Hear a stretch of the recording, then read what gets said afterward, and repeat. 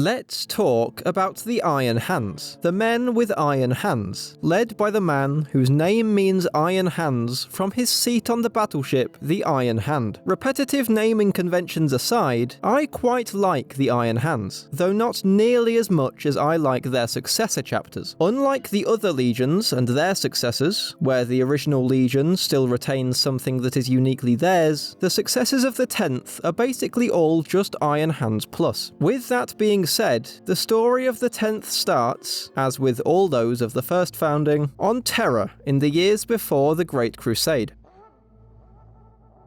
Created towards the end of the Unification Wars, and recruiting from across the entirety of Terra, though particularly from British tribes, the 10th Legion, or the Stormwalkers as they were known, developed a proclivity for combined arms strategies that utilised slow-moving mass firepower. Their original name came from a favourite tactic of theirs, known as the Hammer and the Storm, that was used in conjunction with the forces of the Imperial Army. The Legion would lead the human forces in making planetfall and fortifying a position, this was the Storm, and would then make a massed assault with their own tanks, dreadnoughts and heavy infantry, the Hammer. Using tactics such as these, the Stormwalkers developed a reputation for cooperation, effective leadership and strategic prowess. Despite quickly developing their own identity, the 10th Legion would not function independently for long, as it was only a few short years into the Great Crusade that their Primarch, Ferrus Manus, literally iron-handed in High Gothic, would be found on the cold, merciless world of Medusa. When the infant Primarchs were scattered from the Emperor's laboratory beneath the Himalayas, Ferrus Manus would turn up on the unstable feral world, his capsule crashing into the highest mountain on the planet, and burying young Ferrus deep within the ice at its pinnacle. Unfortunately for Ferrus, the mountain just so happens to also contain a Necron tomb, and his arrival inadvertently awakened Aseroth, a kind of Necron dragon. Whatever it was, Ferrus would undergo his very own anime training arc before emerging from the mountains to pursue Aseroth across Medusa, refusing to join the human tribes on the planet, as his brothers had, until such time as he vanquished the beast. And vanquish it he did, drowning the beast in magma with his bare hands. The melting necrodermis of the creature fused to Ferrus's skin, giving him the iron hands that would inspire about 50% of everything he and his legion would name from here on out. Finally returning to the human clans, Ferrus used his shiny new hands to teach them about technology, advancing the world at a stunning pace, but taking care to leave the inter-clan rivalries in place, as he viewed the competition as healthy and effective in keeping the population strong. When the Emperor arrived on Medusa to reunite with his son, Ferrus decided the logical thing to do was to beat up his dad, as he would. After a cataclysmic battle that is said to have lain waste to entire mountains, Ferrus accepted the Emperor as his master and rose to take command of his legion, meeting his brothers as he did so, and quickly forging a bromance with Fulgrim in particular. Ferrus was initially disdainful of his brother's appreciation for art and culture, viewing it as a waste of time, while Fulgrim, for his part, jokingly referred to Ferrus as the Gorgon due to how absolutely clapped he was. During a smithing competition to prove whose dick was bigger, both Primarchs just so happened to forge a weapon that was uniquely suited to the other's fighting style, Fulgrim making a two-handed warhammer, while Ferrus made a sword. Both declared the other the winner of the challenge, which was adorable, before swapping weapons and forging a close friendship and mutual respect. Upon taking control of his legion, Ferrus was quick to enforce his values onto it, viewing its warriors not as his own sons, but as simple extensions of himself, setting almost impossible standards for them. To be fair to Ferrus though, he also held himself to those same unattainable standards, and for that his sons loved him dearly. It was around this time that the Iron Hands got started with their whole bionic enhancement shtick, in an effort to be more like their dad, particularly cutting off their hands to replace them with mechanized counterparts, literal iron hands. The flesh is weak, yada yada. The Iron Hands despised weakness in all its forms, purging it both within their own ranks and in those who they were ostensibly sent to rescue, as a people who couldn't protect themselves from an outside threat did not deserve to be saved from said threat. Despite how that sounds, I do want to stress that Ferrus and his warriors weren't cruel. As long as you were putting in effort, he would respect you, which is partly why Ferrus and Fulgrim and their sons got along so well. They were both very dedicated to improving themselves and held both themselves and others to relentlessly high standards. There was a cute moment once when Ferrus had been working with the Imperial army to coordinate a planet's defense, and the colonel had fallen asleep standing up due to overwork. Instead of berating him, or killing him like some of his brothers would, Ferrus simply laughed and let him be, until he was woken up at the end of the meeting and had the balls to salute Ferrus before he left. Absolute hero. As the Great Crusade ground on, Ferrus became disillusioned with his legion's self-mutilation, viewing it as removing their humanity. He vowed to find a way to remove the necrodermis from his own arms, as a way to convince his sons that bionics were unnecessary, although unfortunately he wouldn't live long enough to see that through. At the outbreak of the Horus heresy, Fulgrim would come to Ferrus to petition him to join the War Master in his betrayal, relying on their close bond to turn Ferrus to the traitor cause. Ferrus was pissed about this and outright refused, which would lead to Fulgrim knocking him out, killing his honor guard and crippling his fleet, stealing Forgebreaker as he left. Letting his anger get the better of him, Ferrus would take his favoured warriors and fly ahead of the rest of his legion, straight into the dropsite massacre on Istvan V. During the slaughter, after they were betrayed by the supposedly loyal legions of the Death Guard, Iron Warriors, Night Lords and Wordbearers, the Iron Hands were massacred alongside the Raven Guard and Salamanders, losing almost all of their armoured divisions, as well as their Primarch. Ferrus was beheaded by Fulgrim at the height of the battle, when the latter allowed himself to be consumed by the demon inhabiting the Lairblade. It's difficult to overstate the impact that Ferrus's death had on his legion, as he was the first Primarch to die. Before that, they were viewed as pretty much immortal and eternal beings, and this was only disproved to the Iron Hands when they watched dear old dad get his head lopped off. They simply broke, blaming the traitors for being weak enough to fall to chaos, the other loyalist legions for being too weak to protect their allies, and most of all blaming themselves for failing Ferrus. This led to the members of the legion forming separate warbands during the heresy, with most of them retaining their Iron Hands heraldry and undertaking different actions against the traitor forces, most notably Shadrach Medusan, who almost assassinated Horus himself, along with Fulgrim and Mortarion. Some, though, took more drastic steps, becoming renegades or black shields, and some even turned traitor, joining Horus and adding the Eye of Horus to their iconography. After the heresy, the Legion was still reeling from the loss of their Primarch and the shattering of their Legion, though they would slowly manage to pull themselves together and reorganize into separate chapters on the orders of Guilliman's Codex Astartes. The newly formed Iron Hands chapter would gather on their homeworld of Medusa, where they would reach the conclusion that humanity itself was the weakness to blame for the death of Ferrus Manus, and since that day, they have sought out weakness and destroyed it, replacing it with incorruptible machinery. I mean, we know that in 40k, machines are absolutely not incorruptible, but they haven't let that stop them, and for that, quite frankly, I admire them. Following this, the Mechanicum saw an opportunity to manipulate the Legion to their own ends, publishing the Canticle of Travels, that was essentially a propaganda document for Big Machine, masquerading as a history of Ferrus Manus. The Mechanicum used this document